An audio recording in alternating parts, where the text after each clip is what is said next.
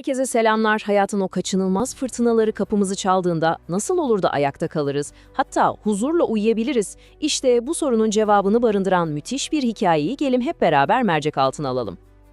Bir an durup düşünün. Fırtına çıktığında uyuyabilirim. Bu cümleyi kim söyleyebilir? Yani etrafınızda her şey yıkılırken, kaos hüküm sürerken bu kadar sakin kalabilmenin sırrı ne olabilir ki? İşte bu basit cümlenin arkasındaki o derin bilgelik belki de hayatımıza bakışımızı tamamen değiştirebilir. Hazır mısınız? Hikayemiz fırtınalarıyla nam salmış bir tepede başlıyor ve orada umutsuzca yardım arayan bir çiftçiyle tanışıyoruz. Şöyle bir hayal edin durumu.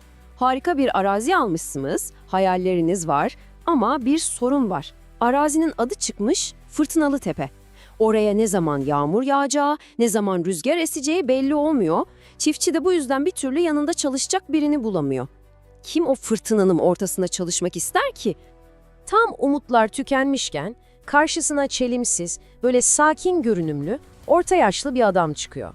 Çiftçi şöyle bir bakıyor adama, yani hiç de fırtınalarla boğuşacak birine benzemiyor.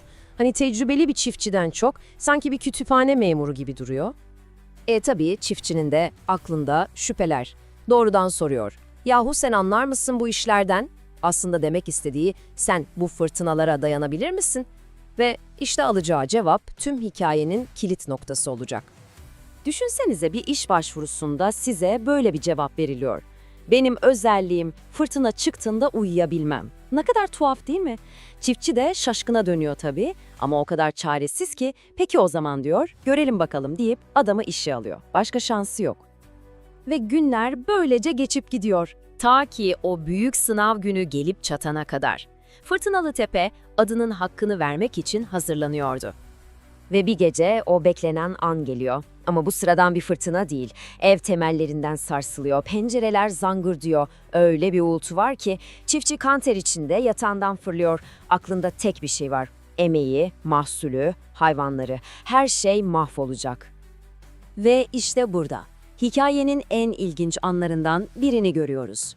İki farklı dünya. Çiftçi panik içinde, korkudan ne yapacağını şaşırmış. Oradan oraya koşturuyor. Yardımcısıysa yatağında mışıl mışıl uyuyor, huzur içinde. Bu nasıl olabilir? Dışarıda kıyamet koparken biri nasıl bu kadar sakin kalabilir? Çiftçi öfkeyle yardımcısının odasına dalıyor, onu sarsarak uyandırıyor ve adam gözlerini aralayıp sakince diyor ki, "Gidin yatın efendim, ben size demiştim, fırtına çıktığında uyuyabilirim." İşte bu söz bardağı taşıran son damla oluyor. Çiftçi o an yemin ediyor, sabah ilk işim seni kovmak olacak diye. Artık tek başına olduğunu düşünen çiftçi, kurtarabildiğini kurtarmak için öfkeyle kendini dışarı atıyor. Ve işte o anda gördükleriyle birlikte bütün sır perdesi aralanıyor.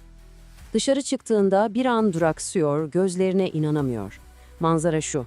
Saman balyaları nizami bir şekilde toplanmış, üstleri brandayla örtülmüş, iplerle sımsıkı bağlanmış. İnekler hepsi güvenli bir şekilde ahırda, hatta ahırın kapısı ekstra desteklenmiş. Evin bütün panjurları, kepenkleri sıkıca kapatılmış. Her şey ama her şey fırtınaya hazırdı.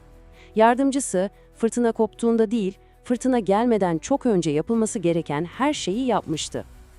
Ve işte o an, çiftçinin zihninde bir şimşek çakıyor.